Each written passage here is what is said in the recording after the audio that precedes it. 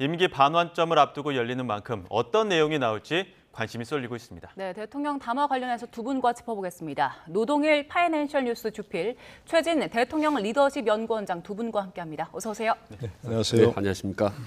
애초에 대국민 담화라든지 기자회견은 이제 이달 말쯤 열리기로 했는데 좀 당겨졌거든요. 네. 당겨진 배경부터 좀 짚어볼까요? 일단 대통령께서 이 상황이 엄중함을 인식했다고 봅니다. 그만큼 절박하다고 보는 건데 원래 지금 11월 10일이 임기 반환점인데 예. 지금 3일간 기다리기도 지금 촉박하다라고 이제 곳곳에 당 내부에서 이제 의견이 와서 서둘러서 말하자면 오늘 하게 된 건데 흔히 임기 반환점을 이제 모멘텀이라고 하지 않습니까? 근데 예. 모멘텀이 주식 용어입니다. 주식이 팍 뛰거나 아니면 뚝 떨어지는 그 결정적인 그 분수령이기 때문에 오늘 기자회견에 따라서 지지율이 툭 오르거나 아니면 뚝 떨어지거나 하는 중요한 시기라고 저는 봅니다. 네, 그 일정을 조정하는 과정에서 당내 불협화음이 다시 좀 불거졌다 이런 지적들도 나오더라고요. 글쎄 이제 뭐 누가 건의를 했느냐, 어떤 경로를 통해서 이와 같은 기자회견을 결정했느냐, 그건 저는 뭐 중요하지는 않다고 생각합니다. 기자회견을 한다는 것 자체가 중요하고 그 과정에서 뭐 한동훈 대표가 그 아침에 얘기했는데 그 정진석 실장 같은 경우는 월말쯤 뭐 할 것이다 이렇게 얘기했지 않습니까? 그 과정에서 어떤 뭐 추경호 원내대표가 얘기했던 아니면 한동훈 대표의 어떤 그 강력한 그 공개적인 메시지를 듣고서 얘기했던 그런 상황이 문제가 없다고 생각하는데 단지 저는 이것을 이게 임기 반환점이 11월 10일이니까 이때쯤이면 당연히 해야 되는 거 아니겠습니까? 당연히 국민들 궁금하고 임기 반환점 어떻게 맞으시고 앞으로 어떻게 할 것인지 그러면 당연히 이거는 누가 뭐 얘기하기 전에 당연히 결정해서 미리 준비를 했어야 되는 일이라고 생각합니다. 그런데 그 시점을 지나고 월말에 하겠다 하더니 갑자기 또 밤 10시에 발표해가지고 오늘 하겠다 얘기한 것은 저는 장기적인 어떤 관점에서의 전략이라든지 이런 점이 과연 좀 있는가 오히려 그런 점에 좀 걱정을 해야 되지 어떤 경로로 누가 건의해서 결정했는가 이것보다 오히려 그런 게 중요하다고 생각합니다. 중요한 건 내용일 텐데 앞서 원장님 얘기하신 것처럼 그러니까 상승 모멘텀을 얻으려면 어떤 이야기가 오갈지가 주목되는 거 아닙니까? 과연 어떤 질문들이 오갈까요? 일단 뭐 대통령께서 뭐 끝장 토론을 하겠다는 거 아니겠습니까? 그러니까 김건희 여사 문제라든지 혹은 명태균 씨 문제가 아주 민감한 문제들, 국민적인 의혹이 증폭된 문제에 대해서 기탄 없이 얘기를 하겠다는 건데 과연 대통령이 저런 문제들 얼마만큼 기탄 없이 이 국민들이 납득할 수 있는 얘기를 할 수 있을지 이제 저도 대단히 궁금한데 저는 여기서 한 가지 말씀드리고 싶은 거는 지금 오늘 회견에서 중요한 것은 그 사안들이 위법하냐 아느냐가 아니라 법을 위반했느냐 아니냐가 중요한 거 아니라 그게 적절한가 아닌가가 중요한 거거든요. 그래서 오늘은 구체적으로 법적인 문제가 하자 없다라고 하는 것을 해명하고 설명하기보다는 국민들에게 분명히 뭔가 정서에 적절치 않았다. 이의해하는 방법으로 이런 부분들이 많이 증폭돼서 국민들의 심리를 끼친 부분 죄송하다라는 부분 이런 낮은 자세를 보여주는 것 그리고 솔직하게 어렵고 곤란하면 곤란한 대로 본인들을 인정하고 이런 모습을 보여주는 것이 저는 오늘 회견의 가장 중요한 저는 포인트라고 봅니다. 네, 법이 아니라 정치적인 설명이 필요하다는 말씀 주셨는데 그리고 이번 회견이 좀 이전과 달리 뭐 질문의 개수도 시간도 또 분야도 제한하지 않고 좀 자유롭게 받는다고 했잖아요. 이렇게 형식상 변화를 했다는 것에 대해서는 어떻게 평가하세요? 우선 저는 뭐 긍정적 평가합니다. 기본적으로 진솔하게 하겠다. 그리고 뭐 예를 들어서 지난번에 문제 좀 기자회견 등에서 아쉬웠던 것은 각 분야를 제한했기 때문에 한 사람이 질문하면 또 다른 사람은 다른 분야를 질문할 수밖에 없었거든요. 근데 이번엔 계속해서 꼬리에 꼬리를 무는 질문 가능하도록 하겠다. 뭐 그런 거니까 기자들이 정말 기탄 없이 질문하고 그 기탄 없이 질문하고 또 그 질문에 대해서 진솔하고 솔직하게 답변하실 준비가 돼 있다고 생각합니다. 근데 문제는 바로 이제 그런 것들인데 이렇게 시간 제한이 없다는 게 오히려 저는 조금 부정적인 평가를 낳지 않을까 싶은 게 있는데 계속 대통령께서 해명하고 설득하고 그에 대해서 뭐 문제가 없지 않느냐, 뭐 증거가 있냐, 뭐 이렇게 계속 하신다면 오히려 시간 제한이 없이 하는 것이 좀 독이 되지 않을까 싶긴 한데 어쨌든 시간 제한 없이 주제 제한 없이 모든 질문을 계속해서 이어진 질문도 받겠다. 이런 것들은 대통령의 어떤 자세가 어떤 질문이든 하라. 그에 대해 기탄 없이 하겠다. 뭐 그런 좀 자세인가 싶어서 이지 않을까 싶어서 일단은 긍정적으로 평가해 봅니다. 예, 그 최진 원장님께서는 법리적인 해명, 설명보다는 정서적인 해명이 필요하다 이런 말씀해 주셨는데 그렇습니다. 과연 대국민 사과 정도까지 나올 거라고 보십니까? 좀 개인적으로는 기대합니다. 개인적으로는 일단 사과를 해야 되는 문제도 몇 가지가 있겠죠. 김 여사 문제도 그렇고 이제 뭐 여러 가지 있지만 특히 그동안 대통령께서 너무 소통을 안 하셨잖아요. 예. 그래서 기본적으로 여러 가지 얘기가 나오는 것 중에 뭐 독단적인 국정 운영이다 이렇게 얘기가 나오는 평가가 나오는 것은 기본적으로 대통령께서 너무나 소통이 안 됐단 말입니다. 용산으로 대통령실을 옮긴 이유가 소통하겠다는 거였는데 초기에 어떤 뭐 아침에 이제 출근하시면서 기자들과 일밀하다가 그게 그친 이후로는 너무나 기자회견 자체가 없어요. 예. 기자회견은 기자들을 만나는 게 아니고 국민들을 만나는 거 아니겠습니까? 그래서 지금 여러 가지 뭐 의혹이라는 것들이 쌓여 있는데 그걸 쉽게 얘기하지 못한 그런 것들이 계속 그때마다 먼지가 쌓이면 청소를 해야 되는 건데 그 먼지가 너무 오래 쌓인 거죠. 그런 점부터 저는 사고를 하시고 들어가는 게 좋다고 생각합니다. 저는 그 국민 사과는 오늘 아마 하실 거라고 봅니다. 저는 분명히 여러 가지 상황을 볼 때 분명히 대국민 사과를 하긴 하실 텐데 수위가 어느 정도냐, 이제 유감 정도일 것인지 아니면 정말 송구하다, 죄송하다라고 상당히 과거보다는 진일보한 사과를 하실지 모르겠습니다. 그럼 후자는 저는 기대하고 그 가능성이 높은데 사과의 3대 요건이 있습니다. 우선은 신속해야 됩니다. 빨라야 되는데 사실 이 부분은 많이 늦었습니다. 사과를 오늘 한다 하더라도 많이 늦었고 두 번째가 이제 명료성입니다. 뚜렷하게 뭐를 어떻게 그 잘못했는지에 대해서 명확하게 사과를 하셔야 되거든요. 세 번째 중요한 3대 요소가 말하자면 어떻게 앞으로 재발 방지를 막을 것인지 이 부분에 대해서 분명하게 제시를 한다면 비록 김건희 여사나 명태균 문제가 상당히 산처럼 지금 쌓아서 켜켜이 쌓아 올렸지만 분명히 앞으로 미래에 대한 재발 방지책을 분명하게 국민들에 보여주고 진솔하게 사과한 모습을 보인다면 상당히 좀 모멘텀의 계기가 될 수 있다고 저는 봅니다. 앞으로 어떻게 이런 일을 또 막을 것인가에 대한 그 대안이 필요하다는 말씀하셨는데 그렇습니다. 그렇다면 김건희 여사 문제 관련해서 대통령이 어떤 해결책을 내놔야 국민들이 받아들일 정도가 될까요? 뭐 특감, 특검 넘어서서 무언가가 있을까요? 글쎄 이제 일반적으로 지금 얘기 듣기로는 뭐 특별감찰관 얘기 나오고 있고 앞으로 뭐 공개 활동을 자제하겠든가 이런 얘기 나오지 않습니까? 근데 그런 것들은 미래에 향한 것들이죠. 미래 앞으로 이제 뭐 문제가 없도록 하겠다 이런 건데 지금 여러 가지 나오는 문제들은 과거 문제들이 있잖아요. 물론 이제 뭐 검찰에서 무혐의 처분했지만 뭐 여러 가지 주가 조작 관련 의혹이라든지 뭐 명품백 의혹이라든지 이런 것들이 있으니까 그런 것들에 대해서는 일단 뭐 과거 그 문제를 청소하려면 전 특검 수용 외에는 방법이 없다고 생각합니다. 현재로서는 검찰이 뭐 이미 무혐의 처분했는데 다시 검찰에 수사하라고 맡길 수도 없는 얘기고 저는 그 문제에 대해서 뭐 그렇게 주저할 필요가 없다고 생각하는 게 지금 이미 검찰에서 뭐 진짜 오랫동안 수사를 했었고 뭐 이른바 문재인 검찰에서도 했었고 그렇기 때문에 지금 특검 수사를 한다고 해서 뭐가 특별하게 나올 게 있겠습니까? 근데 자꾸 국민적 요구가 높아지니까 그럼 이제 과거 문제는 그걸로 일단 정리를 하고 넘어가야 된다고 생각하는데 현재로서는 일단 민주당에서 발의한 특검법은 뭐 위헌적인 요소가 많다든가 민주당에서 일방적으로 뭐 특검을 정한다든가 이런 것들이 있으니까 특검을 수용하되 단 여야가 합의하는 방향에서 위헌적인 요소를 제거하는 방향에서 합의하면 반드시 임명하겠다. 특검 수사를 하겠다. 이런 정도는 나와야 그래도 국민들이 납득할 수 있지 않을까. 오늘 회견의 전제가 뭐냐면 기본적으로 국민들이 요구하는 생각하는 것보다 훨씬 뛰어넘는 그런 충격적인 요소가 있어야 되는 겁니다. 불이 났으면 그걸 자꾸 컵에 물을 뿌려서 끄려고 하니까 자꾸 더 불이 번지잖아요. 그걸 정말 큰 밖에서 뭐 이 표현이 그렇습니다만 어쨌든 엄청난 물을 뿌려서 한 번에 진화를 해야 되는 거거든요. 오늘 회견에서 그런 것이 나오지 않으면 자꾸 불길이 더 번질 수밖에 없다고 생각합니다. 그래서 그 장동혁 최고위원 같은 경우에도 반발책 더 앞선 조치가 필요하다 이런 얘기도 했었는데 어떤 조치까지 나와야 된다고 보십니까? 일단 뭐 한동훈 대표가 뭐 이른바 5대 요구 뭐 당내에서 했는데 이 부분은 상당히 저는 일단은 대통령께서 이미 충분히 입장을 표명했고 과거보다는 일단 진일보한 저는 그 답변이 나올 거라고 봅니다. 일단 인적 쇄신 이 부분 뭐 개각이라든지 뭐 비선 라인에 해서는 이거는 분명히 하겠다라는 암시와 내용들이 친윤 내부에서 계속 나오고 있거든요. 이건 분명히 할 거라고 봅니다. 개혁과 일부 인적 쇄신 할 거고 그다음에 김건희 여사의 임기 중단, 활동 중단 부분도 아마 과거보다는 진일보한. 그러자면 외교 문제는 어떻게 할 수 없고 당분간 내치에 관련된 부분은 이시 중단한 부분이 나올 수가 있을 거고 그 다음에 이제 특별 감찰관제도 사실 얘기를 했습니다. 여야 합의하면 하겠다고 했거든요. 네. 그럼 대국민 사과에 대해서는 상당히 할 거고 그렇기 때문에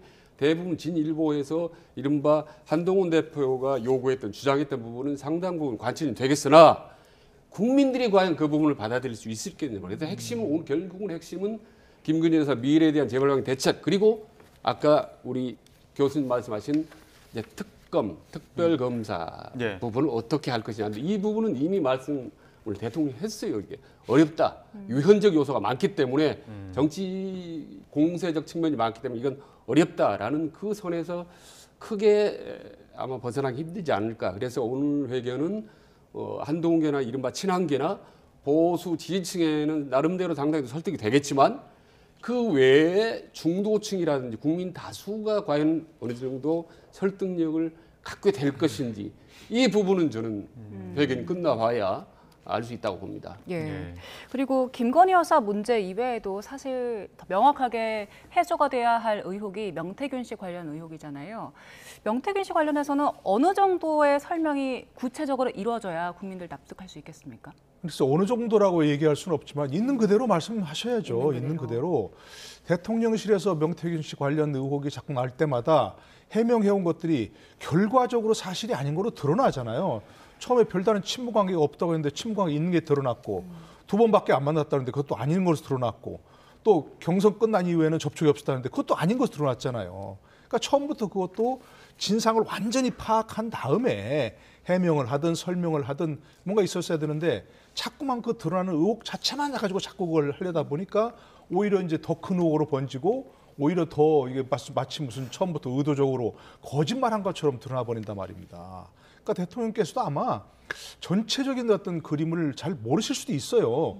김건희 여사하고 많이 그 메시지를 주고받은 게 드러나고 있잖아요. 그러면 지금이라도 저는 어제 저녁 하셨을 거라 생각하지만 김건희 여사를 통해서라도 이 사실이 어떻게 된 거냐 하는 걸 정확히 파악하고 있는 그대로 얘기하시면 좋다고 생각합니다. 만약에 오늘 기자회견 한 이후에 그 분명히 질문이 나오지 않겠습니까? 예.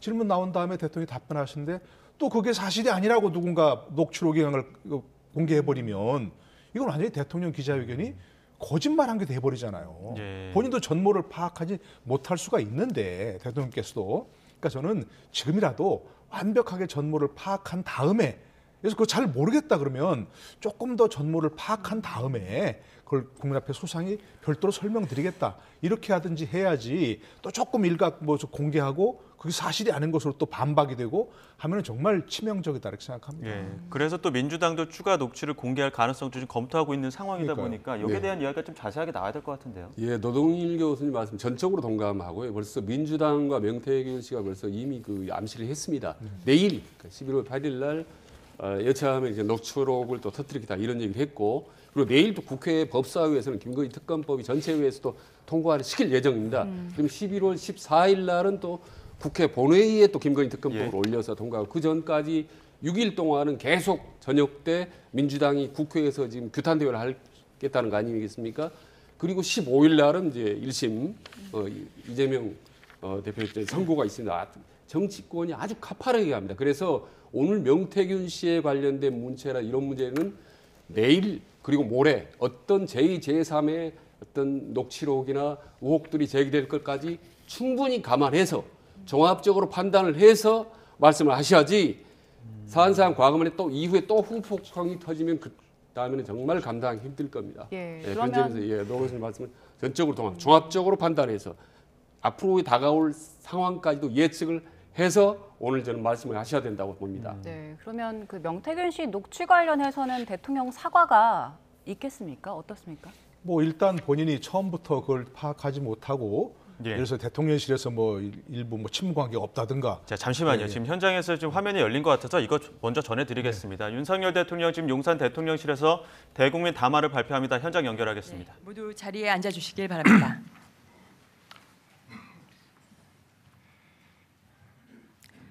네, 안녕하십니까. 오늘 윤석열 대통령의 대국민 담화 및 기자회견 사회를 맡은 정혜전 대변인입니다. 자, 먼저 윤석열 대통령께서 대국민 담화를 하시겠습니다.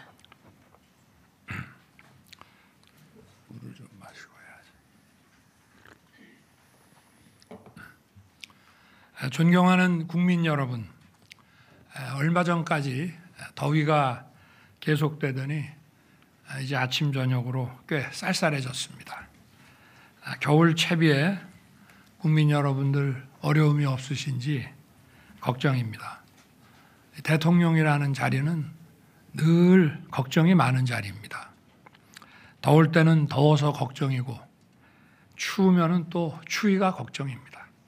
경기가 나쁘면은 장사하시는 분들 또 장사가 안 될까 걱정이고, 또 경기가 조금 나아진다 싶으면은 이 물가가 또 올라서 많은 분들 지갑이 상대적으로 더 가벼워질까, 그게 또 걱정입니다.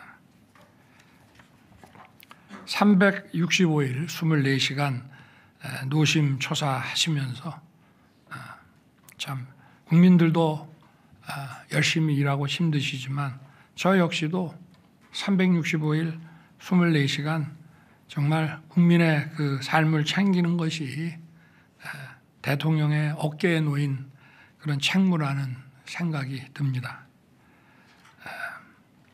그렇지만 몸이 부서져라 일을 해도 어쨌든 국가와 국민의 민생을 위해서 일을 한다는 그 보람에 힘든지 모르고 늘 행복한 마음으로 지금까지 임기 반환점까지 이렇게 왔습니다.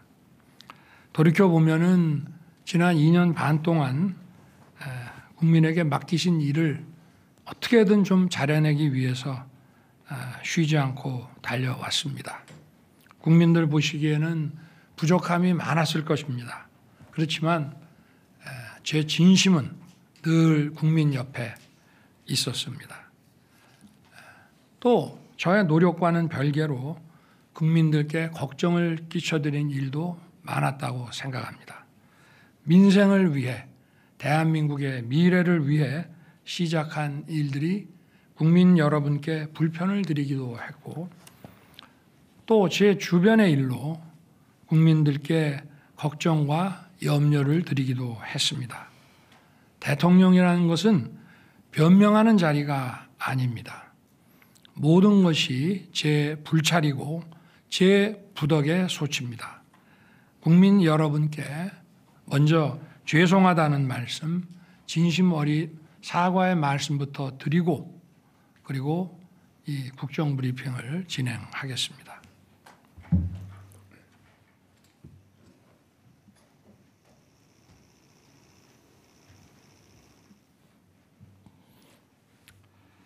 앞으로도 챙기고 또 살펴서 국민 여러분께 불편과 걱정을 드리는 일이 없도록 최선을 다하겠습니다. 국민 여러분, 오늘 이 자리에 오니 대통령에 취임했을 때가 떠오릅니다. 나라 상황이 매우 힘든 것은 알고 있었습니다마는 막상 취임하고 보니 모든 여건이 생각했던 것보다 훨씬 더 어려웠습니다. 팬데믹의 여파는 아직 끝나지 않고 지속되고 있었고, 이러한 가운데 러시아가 우크라이나를 침공했습니다. 글로벌 공급망 교란으로 원유, 식량, 원자재 가격들이 치솟았고 고금리, 고물가, 고환율이 지속됐습니다. 당시의 거시지표를 보면 2008년 글로벌 금융위기보다 더 혹독한 글로벌 복합위기 상황이었습니다. 다른 거시지표도 훨씬 어려웠지만 그래도 2008년에는 중국의 경제 성장률이 9.7%, 10% 가까이 됐기 때문에 대중 수출이라든가 이런 측면에서는 어려움이 없었습니다. 그러나 저희가 정부를 인수했을 때는 중국의 경제 성장률도 많이 하락해서 바로 이러한 데도 문제가 있었기 때문에 2008년보다 상황이 훨씬 심각했었습니다. 국민들의 어려운 삶을 보면서 정말 마음이 아프고 이걸 어떻게든지 빨리 타개하려고 최선을 정부 관계자들과 함께 정말 최선을 다했습니다. 이런 분들도 있었습니다. 우리 국무위원 중에는 경제에 정통하신 분인데 이거 자칫하다가 이거 나라 망한다. 정말 정신 똑바로 차려야 된다. 그런 얘기들을 국무회의에서도 많이 했습니다. 과연 정부가 이 총체적 난국을 헤쳐나갈 수 있을지 절박한 심정이었고 밤잠을 설친 날이 많았습니다. 이런 하나하나 잘못된 점을 바로 잡으면서 위기 극복에 온 힘을 쏟았습니다. 우리 경제를 다시 일으켜서 국민 여러분의 삶을 조금이라도 나아지게 만들겠다는 단 하나의 생각뿐이었습니다. 이제 경제가 기지개를 켜고 있습니다. 올해 수출이 사상 최고치를 경신하고 경상수지 흑자도 700억 달러를 넘어설 것으로 전망됩니다. 올해 경제 성장률도 잠재 성장률 2%를 상회할 전망입니다. 내년 3월 24조 원 규모의 체코 원전 건설 사업 계약이 마무리되면 원전 산업을 비롯한 우리 산업 전반에도 더 큰 활력이 불어넣어질 것입니다. 하여튼 이 어려운 가운데에서도 지난 2년 반 동안 아무쪼록 열심히 뛰어주신 국민 여러분께 정말 깊이 감사드립니다. 존경하는 국민 여러분, 이제 임기 후반에 접어들게 됩니다. 저는 27년 5월 9일 제 임기를 마치는 그날까지 모든 힘을 쏟아 일을 하겠습니다. 그리고 늘 초심으로 돌아가서 매사를 다시 시작하는 마음으로 하겠습니다. 무엇보다 남은 2년 반은 민생의 변화를 최우선에 둘 것입니다. 그동안은 좀 잘못된 어떤 경제 기조, 국정 기조들을 정상화 시키는데 주력을 했다면은, 그리고 그때 거시 지표를 중심으로 위기 관리에 중점을 뒀다면 남은 2년 반은 이제 민생의 변화, 국민들께서 이러한 기조 변화에 따른 어떤 혜택을 더 체감하실 수 있게 그런 실질적인 변화에 역량을 집중시키겠다는 말씀입니다. 물가와 주택시장을 더욱 안정시켜서 일단 가장 근본적인 생계비 부담을 줄이겠습니다. 그린벨트 해제, 또 재건축 활성화 등을 통해서 국민이 원하는 곳에 더 많은 주택을 공급하겠습니다. 소상공인, 자영업자들을 위한 금융지원과 재기지원 프로그램도 맞춤형으로 더 확대하겠습니다. 무엇보다 청년들이 마음껏 꿈을 펼칠 수 있도록 장학금도 확대하고 일자리도 늘리겠습니다. 우리 정부의 복지는 퍼플리즘 복지가 아니고 정치 복지가 아니라 약자 복지입니다. 약자 복지를 지속적으로 더 확대하고 노인과 장애인을 위한 서비스 복지의 수혜 대상도 지속적으로 늘려 나가겠습니다. 또 서민들과 취약계층, 사회적 약자의 삶을 파괴하는 범죄에는 무관용으로 강력 대응하고 국민의 일상을 안전하게 지키겠습니다. 새롭게 들어설 워싱턴의 신행정부와 완벽한 한미 안보 태세를 구축해서 우리의 자유와 평화를 튼튼하게 지킬 것입니다. 한미동맹의 안보, 경제, 첨단 기술 협력을 더욱 고도화해서 우리 청년과 기업이 뛰일 수 있는 세계 운동장을 더 넓히겠습니다. 그리고 우리 경제의 역동성을 높이는 데에도 박차를 가하겠습니다. 반도체 산업을 비롯해서 AI, 첨단 바이오, 퀀텀 등 신성장 동력을 계속 적극 발굴하고 육성해서 정책 지원도 강화하고 우리 미래를 위한 준비에 내실을 기하겠습니다. 원전 생태계의 완전한 복원도 계속 적극 추진할 것입니다. 국민 여러분, 연금, 의료, 노동, 교육개혁과 인구 위기를 극복하는 저출생을 위한 개혁, 즉 4+1 개혁은 민생과 직결된 겁니다. 또 우리의 미래를 지키는 것입니다. 과잉 경쟁이 해소돼야 됩니다. 불필요한 경쟁이라고 하는 것은 우리의 어떤 총 그 후생을 증가시키기 위해서 필요하고 유효한 범위 내에서 이루어져야 하는 것인데 불필요한 과잉 경쟁은 우리 경제 사회에 독이 됩니다. 그리고 이러한 과잉 경쟁은 또 수도권 집중화를 초래합니다. 과잉 경쟁을 해소하고 살기 좋은 지방 시대를 열어서 인구 위기의 근본적인 해결책을 찾아 나가겠습니다. 의료 개혁은 국민들께서 걱정하지 않으시도록 차분하고 꼼꼼하게 추진해 나가겠습니다.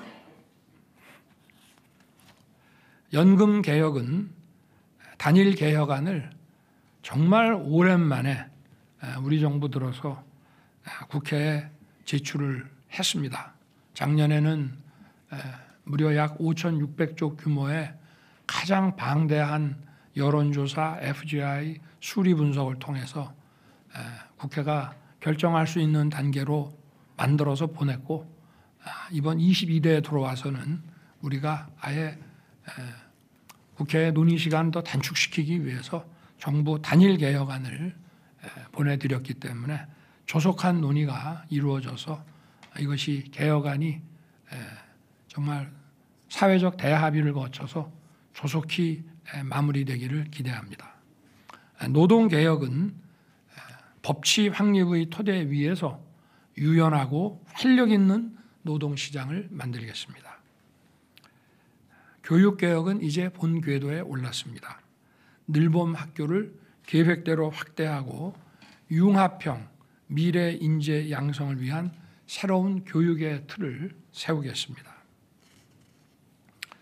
이건 모두 우리의 경제 성장을 위한 구조적인 개혁입니다. 여론과 민심에 귀를 기울여 국민의 불편을 최소화하고 차질 없이 개혁을 완수할 수 있도록 개혁 정책을 더 세심하게 챙기겠습니다. 존경하는 국민 여러분, 저와 정부의 부족했던 부분을 잘 알고 있습니다. 고칠 부분은 고치겠습니다. 국민 여러분의 뜻은 겸허히 받들어서 국민을 섬기는 마음으로 쇄신에 쇄신을 기해 나갈 것입니다. 당정 소통도 강화하고 국민을 위해 일하는 유능한 정부, 유능한 정당이 되도록 하겠습니다. 지금 우리는 대내외의 거센 도전 앞에 서 있습니다.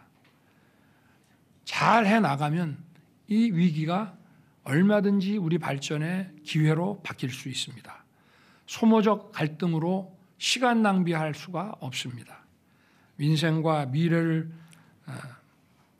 위해서 하는 것보다 더 중요한 일은 없다고 생각합니다. 지적할 부분은 지적하더라도 민생과 미래를 위한 일만큼은 모두 힘을 모아주시기를 부탁드립니다. 우리가 서로 진영이 다르고 생각이 다를 수 있지만 우리의 자녀들에게 좋은 미래를 선사해야 되는 것은 우리 모두의 공통의 과제 아니겠습니까?